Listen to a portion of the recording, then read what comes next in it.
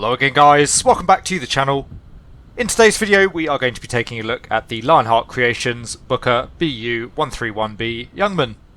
This little biplane just released for the sim and it looks to be right up my alley, so I thought we'd give it a go. Today's video is not going to be a full review, instead we're going to be taking the aircraft on a review flight. We've just pulled the aircraft out of the hangar at Burning Blue Designs Martha's Vineyard. The flight's going to be a fairly straightforward one. As usual, we'll work through our full startup. We'll then be departing out towards the southeast. We're going to go and do one or two touch and goes at Katama Airfield. After that we'll head back towards Martha's Vineyard, we'll do a couple of aerobatic maneuvers and then we'll come back for a landing and shutdown. Again, this video isn't going to be a full review, but I'll try and give you a good feel for the aircraft as we go. As always, if you do like the video and find it to be of use, then please consider giving the video a like and subscribing to the channel. If you have any comments or questions for me, you can leave those down in the comments section below. Externally, I think that Lionheart Creations have done a very nice job with the Jungmann, so let's head for the cockpit and see what we find there. So welcome to the cockpit of the Jungmann, and overall I think Lionheart Creations have done a pretty nice job with it. I would say that the texturing looks rather more like a painting than real world textures, but as you can see everything's pretty immaculately done, and the modelling very nice as well. Overall I think the cockpit has a nice feel to it. One thing I did notice when we got ourselves sat down, by default the view is a little bit too zoomed out. It does have that fisheye effect to it, so we've zoomed into about 65%, and that seems to have made things a little bit more visually appealing. Interestingly, I've noticed that issue on a few aircraft coming into the sim recently, so I'm not sure whether that's a sim issue or a developer issue. Secondly, apologies to any German viewers on the channel, but we're going to be switching the cockpit into English just to make things a little bit easier for me. Anyway, we'll carry on with the flight, so starting with our pre-flight checks, the mags are off. Battery master is off. Flight controls will check.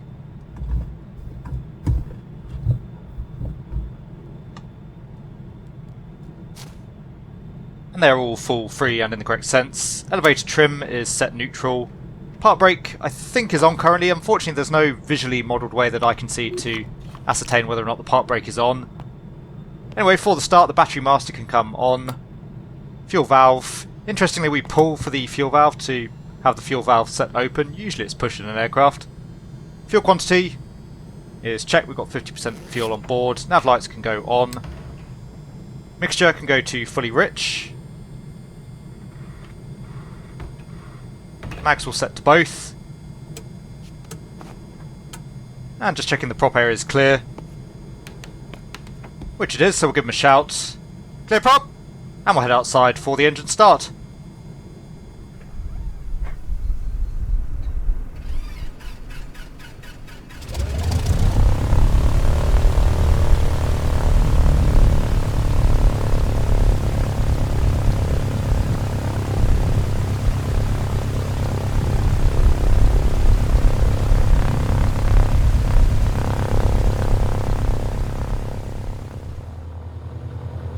Okay, so we do have a good start. Unfortunately though, that does bring us on to the first negative with the product.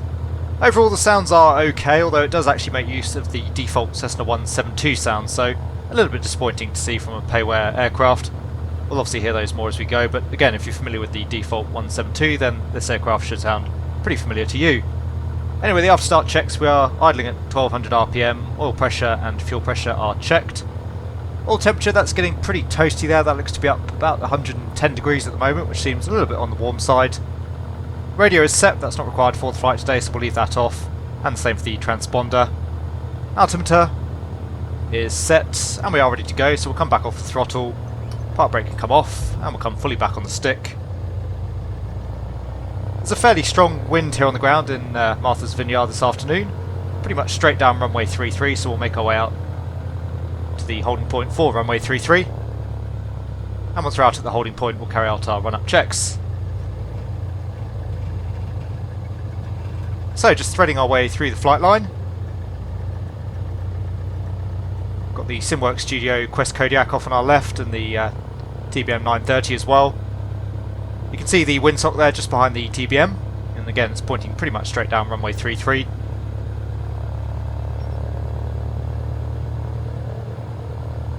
So we'll just get ourselves onto the taxiway. That's a little bit contaminated, so we'll take it nice and slowly.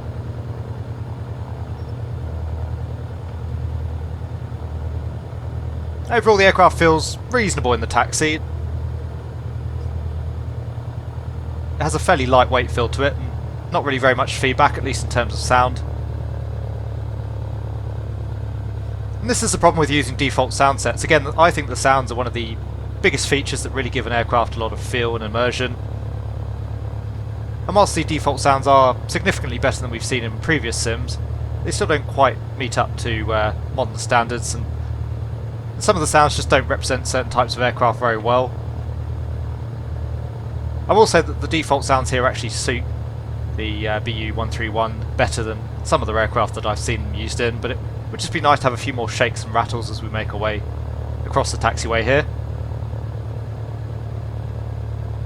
So the handling does feel a little bit gamey, I would say, on the ground. So just coming up on the holding point for runway 33, come onto the brakes, just swing the aircraft around into wind, pretty much turn the aircraft on a dime. And actually that wind swung around slightly now, so we've got a slight crosswind whichever runway we take, but we'll stick with runway 33 now that we're here. Back onto the park brake, and we'll come back up to 1200 RPM. We'll carry out a quick run up and then we'll get ready to depart. So it's 1200 RPM, the park brake is set, temperatures and pressures are checked. That all temperatures come down just a little bit there, presumably with the airflow going through the engine as we taxi. Mixture is set fully rich, we'll come up to 2000 RPM now for the run up. So fully back on the stick.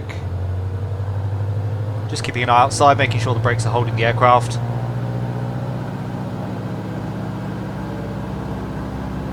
And there's 2000 RPM, we'll check the mags, so on to mag 2. And we've got about 100 RPM drop, a little bit difficult to see on the gauge there. And back to both. Back up to 2000 RPM, onto mag 1. I do like the old German style magneto selectors, it really reminds me of my combat flight simulator days. And the same drop there on mag 1. And back to both. Once again, temperatures and pressures are checked. You can see that old temperature now up through 120, nearly 130 degrees, so I would expect that that's probably quite inaccurate to the aircraft. Certainly very high for most aircraft in reality. And idling around 700, 750 RPM there, so just a touch higher than the manual would suggest, but overall reasonable. And back up to 1200 RPM. And the before takeoff checks, the flight controls, we'll give those a quick check once again.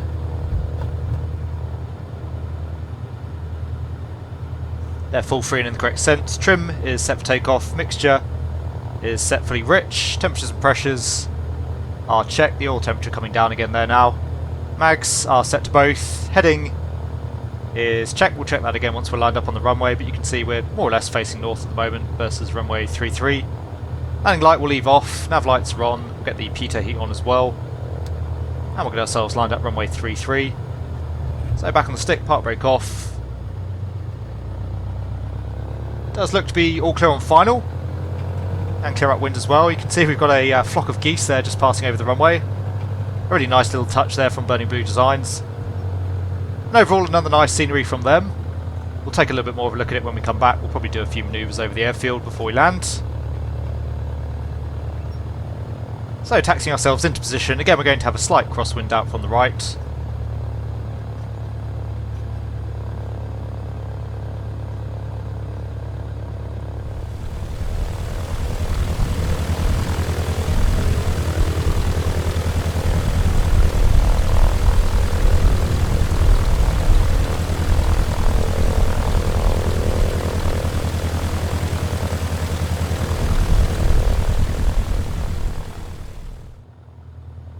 Okay, so feeding in the throttle.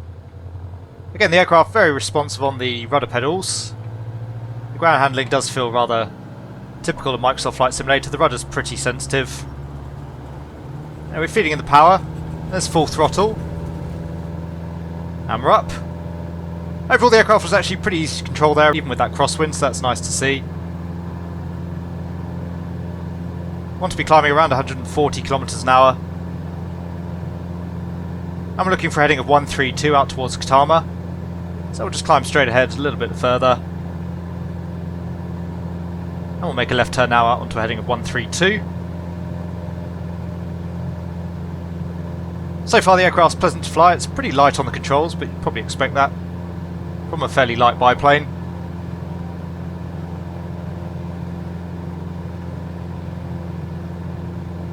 Onto crosswind. A really nice view now of Martha's Vineyard. Again, you can see Burning Blue Design, as ever, have done a very nice job with the airfield. We'll start to turn on to heading of 132. It's going to be a very short run out towards Katama. We'll level ourselves off around 500 metres.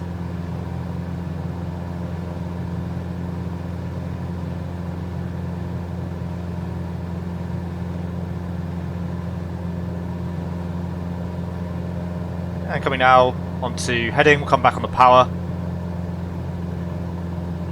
Come back to around 2200 RPM.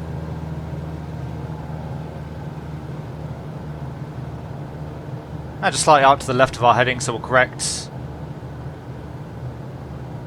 Katama itself pretty much down on the coastline.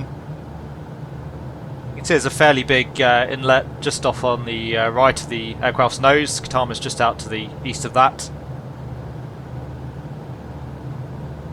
So the aircraft is pretty light on the controls. The flight model does feel Microsoft Flight Simulator-esque, but overall not bad. I think it suits this type of aircraft fairly well.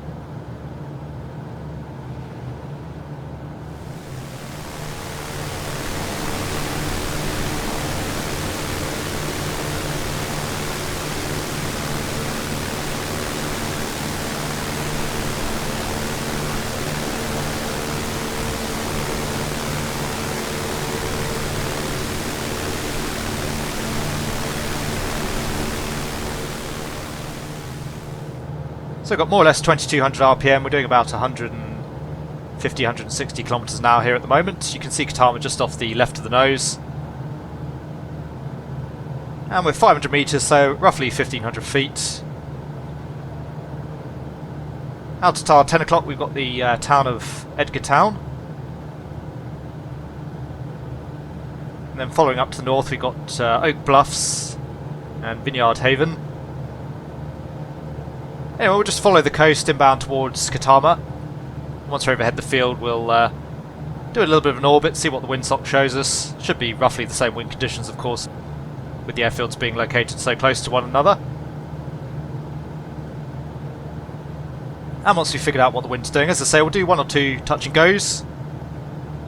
And then we'll make our way back towards Martha's Vineyard. I think, as I mentioned earlier, we'll carry out a few manoeuvres over the field back home, just to get more of a feel for the flight modelling. So far I do like the aircraft. It does feel, as I said, overall I think like a Microsoft Flight Simulator aircraft really in terms of handling, obviously in terms of the sounds, as they again literally are Microsoft Flight Simulator sounds, and the modelling pretty much up to the same standards, but again very nicely done overall. If you're looking for a study level aircraft, this certainly isn't it, but if you are looking for something that's good fun to cruise around in, then I think it ticks a few boxes. For me it really lies roughly on a par with the Coronado Waco and the DC designed Stearman. I think the Stearman has a little bit more immersion in terms of the sound factor. The Waco is probably the more beautiful aircraft.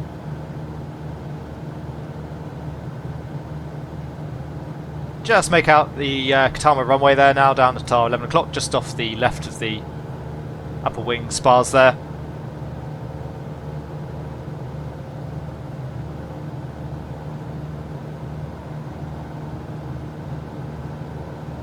So expecting the wind to be somewhere out from the north.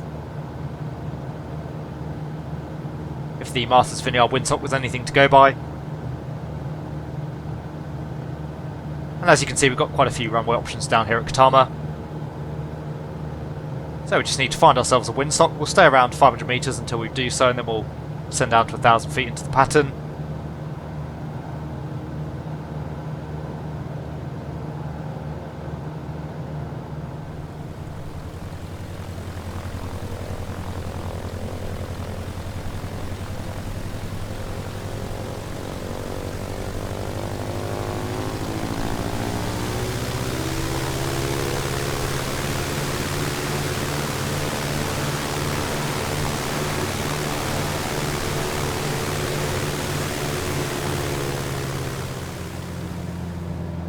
Just coming off the power as we enter into the downwind. We want to be about 100 kilometers an hour down final approach, around 65 on touchdown. And once again, brakes are off, undercarriage is down, mixture is rich, fuel pump we don't have, fuel quantity is checked. Instruments are checked, landing light not required, harness is secure.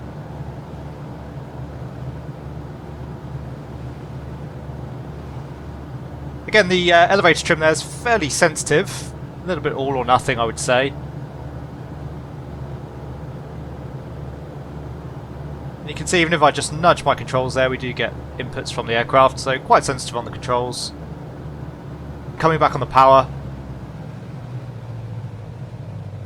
And letting the speed bleed off.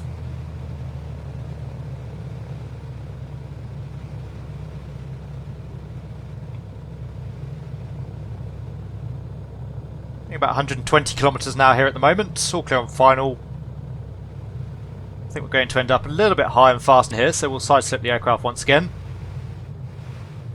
That does seem to have some effect on the aircraft.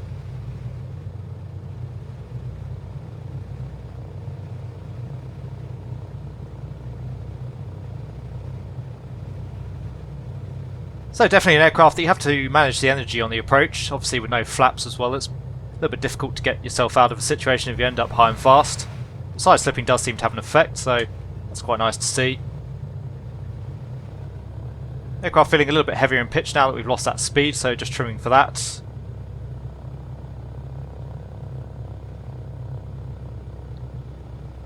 And nicely lined up now, runway 17. Again, we've got pretty decent headwind there. So we'll just hold the aircraft off, get as slow as we can before we touch down. There's touchdown, coming up on the power once again, a little bit of a bounce. So slightly heavy landing there, we could have held the aircraft off just a little bit longer I think. Anyway, I was planning on doing 2 touch and goes, but we'll head back towards Martha's Vineyard. As I say, we'll just carry out a few aerobatic maneuvers to get more of a feel for the flight model.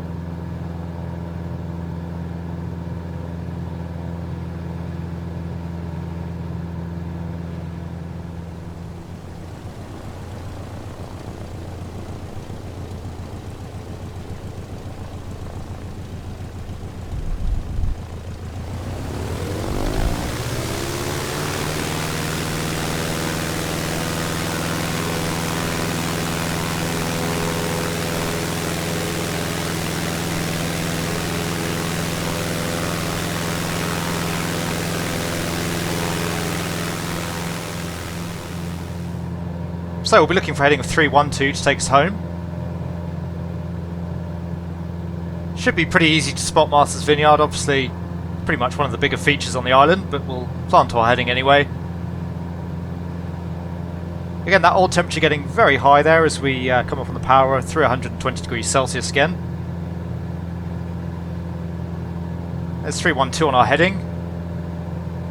And again, we'll get ourselves leveled out, we'll come back to 2200 RPM.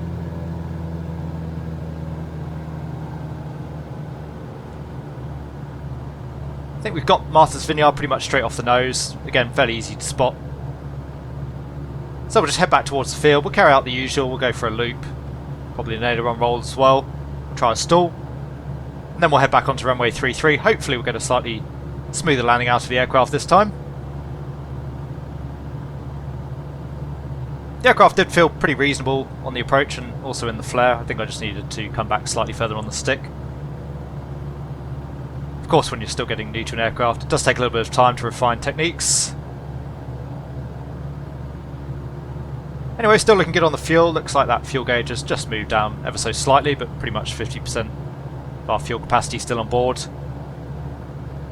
And so far, I am enjoying the aircraft. Again, the easiest way to describe it is it does feel like a Microsoft Flight Simulator aircraft for the most part. Pretty default in terms of its handling characteristics.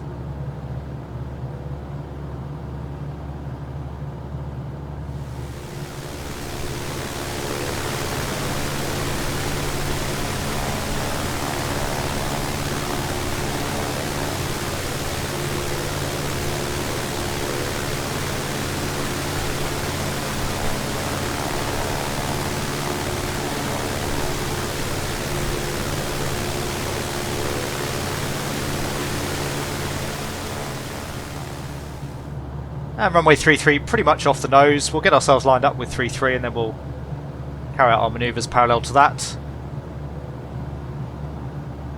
So we'll come up on the power once again. We'll just gain a little bit more altitude here before we go for the stall. Even at cruise power setting, that oil temperature seems to be pretty high, so I think that needs a little bit of work.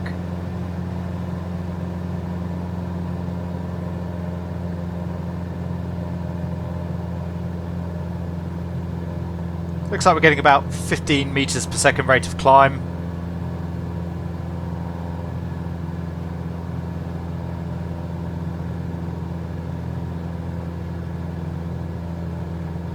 Difficult to say whether or not the aircraft just seems a touch overpowered. I know that the B variant of the BU-131 did have a more powerful 105 horsepower engine, which is pretty beefy for an aircraft of this nature. We'll get ourselves up to 1,000 meters, that's about 3,000 feet, that'll be good enough for the stall.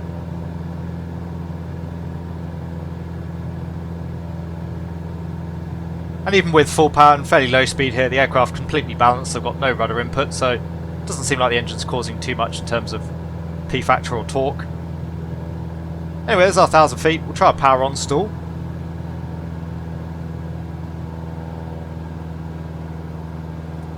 Feel the nose wanting to drop there now, there's a bit of shaking and buffeting, that's probably FS realistic. And the aircraft wanting to snap around onto the right wing there, going into a little bit of a spin. Just recover from that, come back off the throttle, we'll try another stall. We'll let the full spin develop this time. Power off this time, of course. So again, a little bit of rattling there, nose dropping. With the power off, the aircraft seemingly not wanting to go into the spin. That secondary stall though developing into a spin there, this time going on the left wing. So stall characteristics and the spin characteristics there pretty reasonable, more or less what I was expecting. I would say above average, overall fairly decent behaviour there.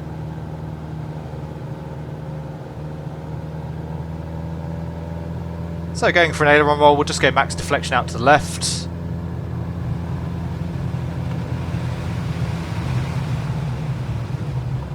Reasonable rate of roll from the aircraft, I think that's pretty plausible.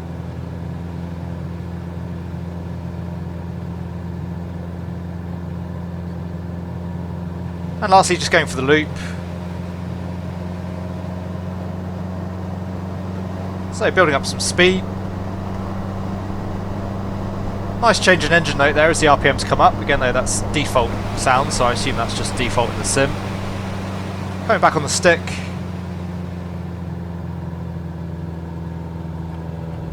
Control's getting fairly heavy there as we come over the top of the loop. Actually getting a little bit slow there as we come over the top.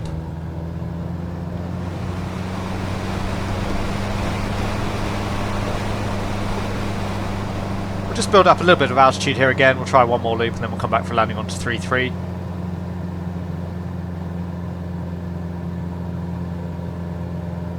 We'll see if we can do a slightly cleaner loop than the last attempt.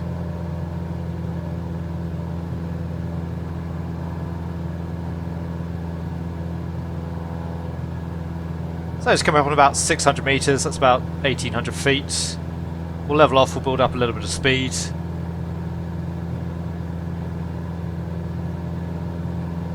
In terms of the aircraft's performance, overall I think it seems pretty reasonable once again. You can see the build up in speed there not happening too quickly. So once again we'll pitch nose down. Building up that speed, we'll come up to about 250 kilometers an hour. You do get a little bit of buffeting, the aircraft does feel a little bit more twitchy on the controls at high speed. And once again coming back on the stick, we'll come back on the controls a little bit more firmly this time. Get ourselves over the top of the loop before we lose too much airspeed. A little bit nicer there, coming back on the throttle. And we'll just convert this loop into bringing us around onto final for runway 33. Yeah, so you definitely have to be fairly sharp on the controls if you want to get the aircraft through the top of the loop, otherwise you bleed off quite a bit of speed quite quickly, but that may well be accurate to the real world Jungmann. So we're just going to fly beam the runway momentarily.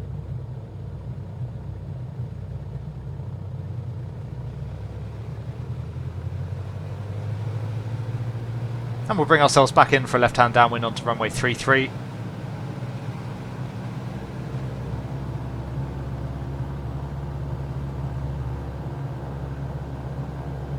So we'll set 2200 RPM, looking good on terms of altitude.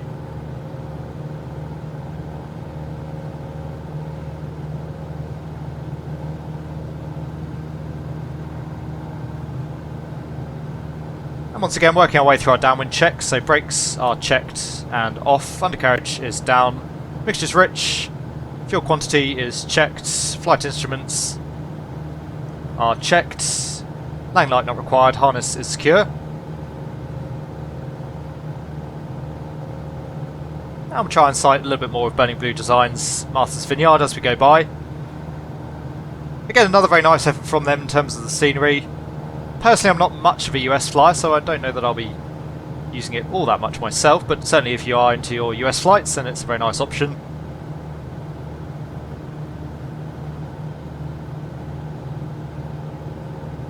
I would like to do a little hop from Masters Vineyard out towards Nantucket at some point. It is a very short hop, but I think it would be quite a fun little flight. And at some point as well, I think we'll do a slightly longer hop into Masters Vineyard with something like a King Air, or maybe the TBM 930 would be a nice option as well, actually.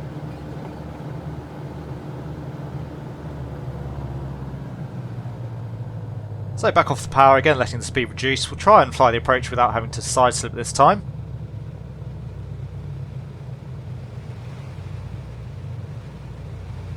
The glass texturing as well, reasonable but a little bit basic perhaps.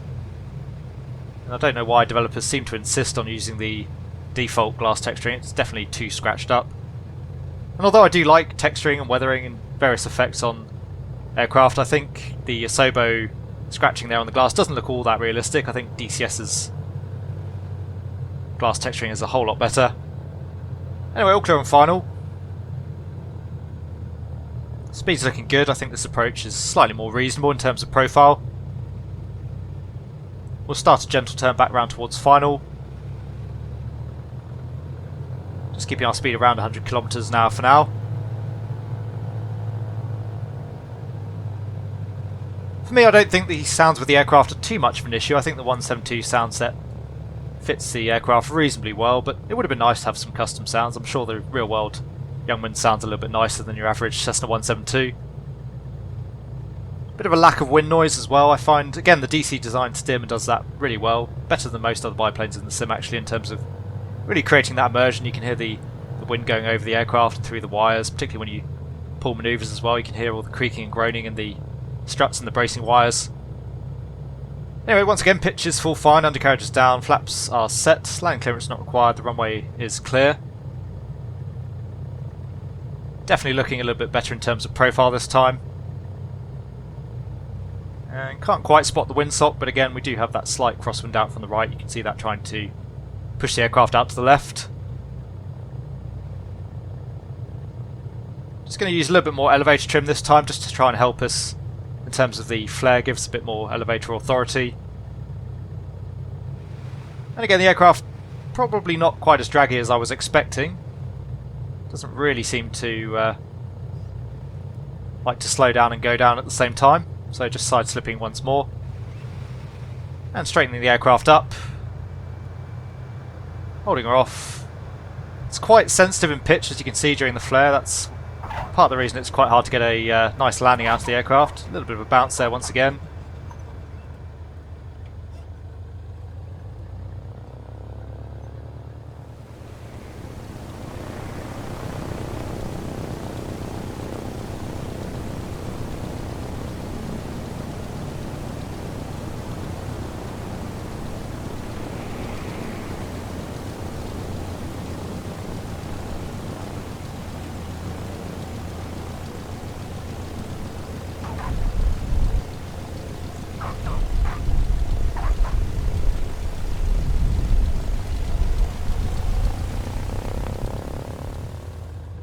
Okay, so just vacating runway 33, we'll go park up near the main terminal again just so we can explore a little bit more of the scenery.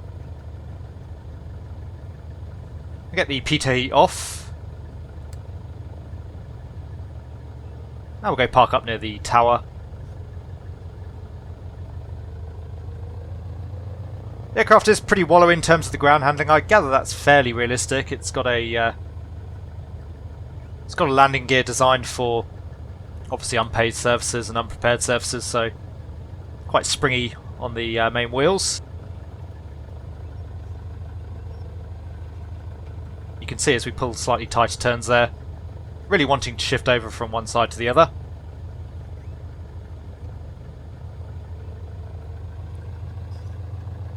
And as usual with Burning Blue design sceneries, really nice level of attention to detail.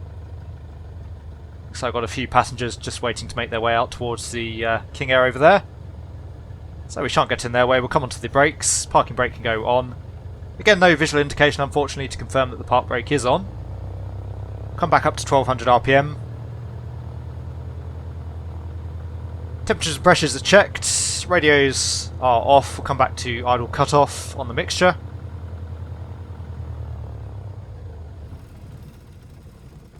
And the engine running down there, maybe just a touch quickly, but overall quite a nice animation. Mags can come off. Radios are off. And we'll get the battery master off. So there you go guys, I hope you enjoyed our outing from Burning Blue Designs Martha's Vineyard in the Lionheart Creations Jungmann. Hopefully our flight gave you a good idea of what the product has to offer, but we'll run over a few points again just to finish up the video. Overall, I did enjoy my time out in the aircraft, and it's always nice to see more vintage options coming into the sim. Externally, I thought that Lionheart Creations have done a very nice job at recreating the airframe. It's certainly a very pretty model, very nicely textured, and plenty of livery options available as well. Internally, I thought that the cockpit looked good, although I realise it may fall shy of some people's standards. It had a nice feel to it though, and that can be sometimes quite hard to achieve in the sim. So for me, visually the Jungmann gets a thumbs up. I think Lionheart Creations have done a nice job with it. The aircraft certainly looks and feels the part. In terms of the sounds, obviously we've discussed those already. I do think the sounds hold up okay, they do a decent enough job. But of course with a payware model you really want to see a custom sound set, particularly with a lovely vintage aircraft like this. And making use of the default Cessna 172 sounds is a little bit lackluster. Again though, I do think the Cessna 172 sound set holds up okay. It's really more in principle that I take issue, rather than with the actual end result. I do appreciate as well that it probably is more tricky for a smaller developer to create an accurate sound set, but of course if you are going to use default sounds then you do need to make sure that the aircraft's price point reflects that. The aircraft's flight model I think we discussed quite a bit as we went. Really the best way I can summarise that is, imagine the Jungmann as really a reskinned default Microsoft Flight Simulator aircraft. It very much handles like and has the feeling of most of the light GA aircraft in the sim. Again, I think more than good enough, certainly pleasant enough for cruising around in. But just be advised, the aircraft is once again light on the controls, not too much in terms of inertia. And the same goes with the ground handling. It has its good points, it has its bad points, but I would say overall it feels fairly sim-light, as it were. Speaking of the ground handling, the aircraft was fairly wallowy during the taxi, we saw that in the video. Not really an issue on the ground, but we did see during the landing there, the oleos do seem to be rather springy. Quite tricky to get a landing out of the aircraft without a bounce. Now, of course, to some degree that could be my technique. But our landing back into Martha's Vineyard there I thought was pretty smooth. We had a pretty low rate of descent on touchdown. The aircraft still bounced us back up into the air, actually on 2 occasions. So the Jungmann does seem to be a little bit springy on the landing overall. So again, overall the flight model is more towards the default end of the spectrum. Personally though, I don't mind the default flight modelling in the sim. I think it's pleasant enough for cruising around, and the Jungmann, again, a good option for doing exactly that. Systems wise, the aircraft seemed pretty good overall. Everything seemed to work in the cockpit more or less. The only notable exception to that really was the engine oil temperature. That was pegged pretty high throughout the flight. Typically that seemed to be sitting up around 120 degrees Celsius, even at cruise power settings, so I think that needs a little bit of work. But overall, the aircraft system's fidelity and depth in terms of modelling, very much where you'd expect it to be for this sort of price point. In short, I did enjoy my time in the Jungmann. I think it's a decent offering for its price. It's a nice recreation of the aircraft. I think it stands in quite well for anyone waiting on a Tiger Moth. Obviously we have a few different biplane options available to us now in the sim, and I would say that the Jungmann overall sits very much on a par with most of its competition. So if you want something vintage, something with a little bit of character, an aircraft that you can head out in and really enjoy the scenery, then the BU-131 might be a nice option for you. If however you were hoping for a study level rendition of the aircraft, then you might find the Jungmann a little bit wanting. Once again, I quite enjoyed the vibe that Lionheart Creations have managed to create with the Jungmann, so I could definitely see myself taking the aircraft out for another flight in due course. With all that being said, again, I do hope you enjoyed the video and found it to be of use. If you did, then please consider giving it a like. If you want to see more content from the channel, then please consider subscribing as well.